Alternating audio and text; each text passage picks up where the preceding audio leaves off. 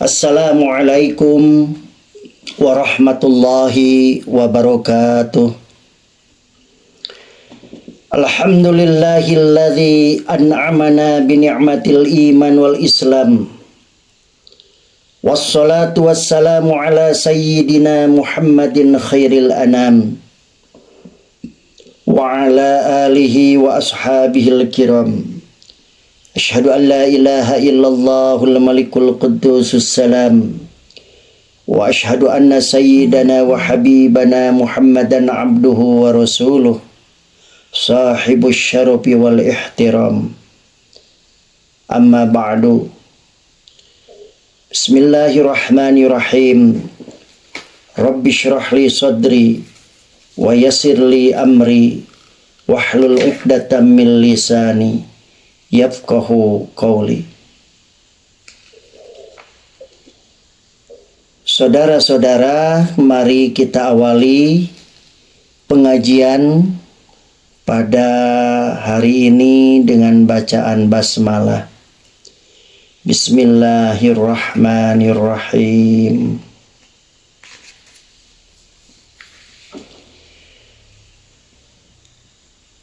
Sebelumnya marilah kita sebagaimana biasa sebagai orang mukmin senantiasa bersyukur kepada Allah Subhanahu wa taala yang telah memberikan nikmat kepada kita, baik nikmat iman, nikmat Islam, nikmat kesehatan, nikmat kekuatan, sehingga alhamdulillah biiznillah kita semuanya masih dapat melaksanakan kewajiban-kewajiban kita atas perintah-perintah Allah Subhanahu wa taala, dan semoga kita bisa menjauhi apa yang dilarang olehnya. Amin ya Allah ya rabbal alamin. Salawat dan salam semoga senantiasa Allah Subhanahu wa taala limpahkan kepada Nabi kita, Nabi besar Muhammad sallallahu alaihi wasallam, kepada keluarganya, sahabatnya, tabi'in dan para pengikutnya. Semoga kita semua termasuk golongan orang-orang yang mendapatkan syafaatnya atas izin Allah Subhanahu wa taala. Amin ya Allah ya rabbal alamin. Ibarat satu tubuh, bila ada anggota tubuh yang sakit, maka seluruh tubuh akan merasakan dampaknya. Selalu memiliki rasa yang sama. Begitulah persatuan umat Islam yang diibaratkan oleh Nabi besar Muhammad sallallahu alaihi wasallam ketika ada saudaranya yang tertimpa musibah. Maka pada hakikatnya seluruh umat Islam juga ikut merasakan sakit. Rasulullah sallallahu alaihi wasallam bersabda, "Matsalul mu'minina fi tawaddihim wa ta'atufihim wa tarahumihim matsalul jasadi idza ishtaka minhu 'udwun tada'a sairul jasadi bis-sahari wal humma." Kata Rasul, perumpamaan orang yang beriman dalam sikap saling mencintai, mengasihi dan menyayangi seumpama tubuh. Jika satu anggota tubuh sakit, maka anggota tubuh yang lain akan susah tidur atau merasakan demam. Hadis riwayat Muslim. Saudara-saudara yang dirahmati Allah Subhanahu wa taala. Oleh karena itu, marilah kita bahas hari ini tentang bagaimana kita saling menolong antar saudara. Barang siapa yang menolong, maka akan ditolong oleh Allah Subhanahu wa taala. Kita sering diuji oleh Allah Subhanahu wa taala. tentang seberapa kuat ikatan iman yang ada dalam jiwa kita saat saudara-saudara kita di belahan Nusantara bahkan dunia ditimpa musibah. Seberapa sakit rasa yang kita alami ketika saudara-saudara kita ditimpa kesulitan hidup di tenda-tenda pengungsian. Bukankah mereka juga bagian dari tubuh kita? Lalu apa yang telah kita lakukan untuk mereka? Menolong saudara seiman yang sedang tertimpa musibah memiliki pahala yang sangat besar dalam Islam. Ia menjadi salah satu amalan yang dicintai oleh Allah Subhanahu wa taala. Dalam sebuah hadis Rasulullah sallallahu alaihi wasallam menyampaikan, ahabbul a'mali ilallahi ta'ala sururun tudkhiluhu ala muslim aw takashifu anhu kurbatan aw tatrudu anhu ju'an aw taqdi anhu dainan. Kata Nabi, amalan yang paling dicintai Allah Subhanahu wa taala adalah engkau memberikan kesenangan kepada seorang muslim, atau engkau mengatasi kesulitannya, atau engkau menghilangkan laparnya, atau engkau membayarkan utangnya. Hadis riwayat Tabrani.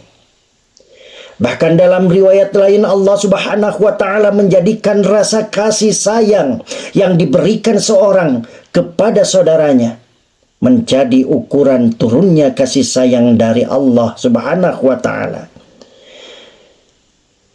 Rasulullah sallallahu alaihi wasallam bersabda, "Wa innama yarhamullahu min ibadihi ruhama."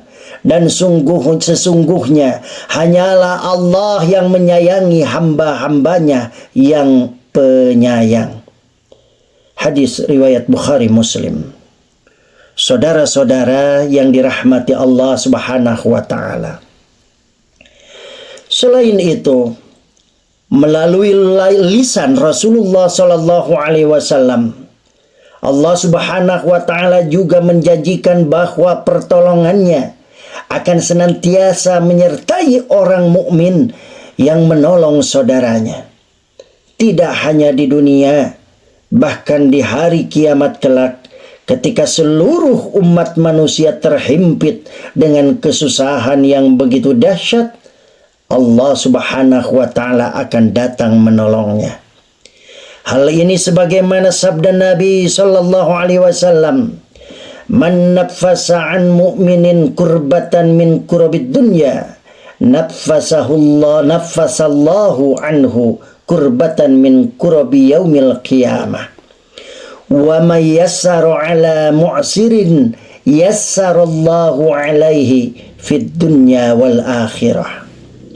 Barang siapa yang membebaskan seorang mukmin dari kesempitan dunia, niscaya Allah akan membebaskannya dari kesempitan di hari kiamat. Barang siapa yang memudahkan orang yang sedang kesulitan, niscaya Allah akan memberinya kemudahan di dunia dan akhirat. Hadis riwayat Muslim. Ibn Rajab Al-Hambali dalam kitabnya Jawami'ul Ulum wal Hikam menjelaskan maksud dari kurbah atau kesempitan ialah beban berat yang mengakibatkan seorang sangat menderita dan sedih.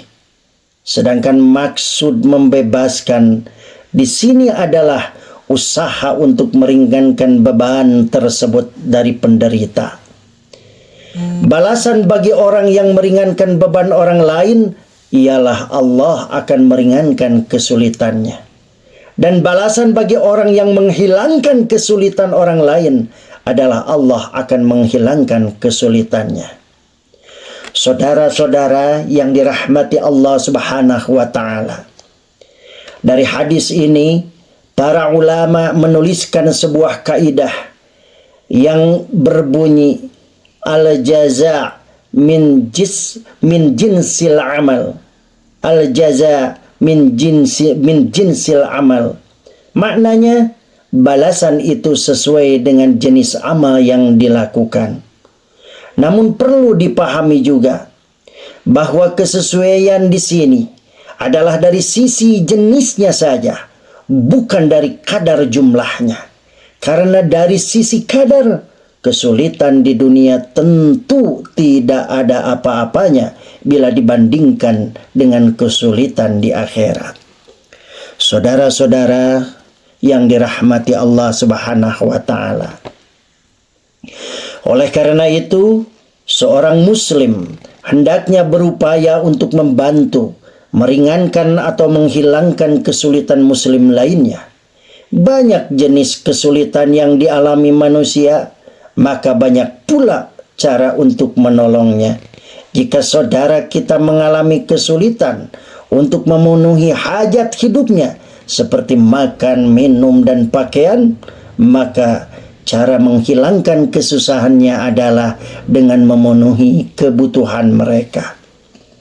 Karena pada hakikatnya kita semua menolong mereka, sesungguhnya kita sedang menolong diri kita sendiri.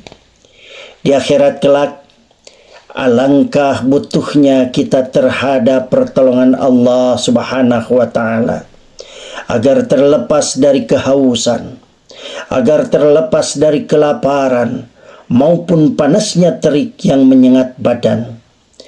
Bukankah tidak ada lagi harta dunia kita yang bisa kita bawa untuk memenuhi kebutuhan di akhirat selain harta yang telah kita sedekahkan?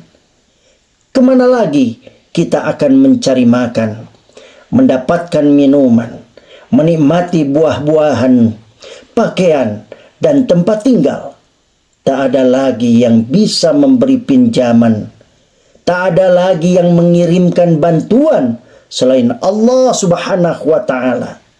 Pertolongan Allah Subhanahu wa ta'ala lah yang akan datang apabila di dunia kita sudi menolong saudara-saudara kita yang mengalami kesulitan.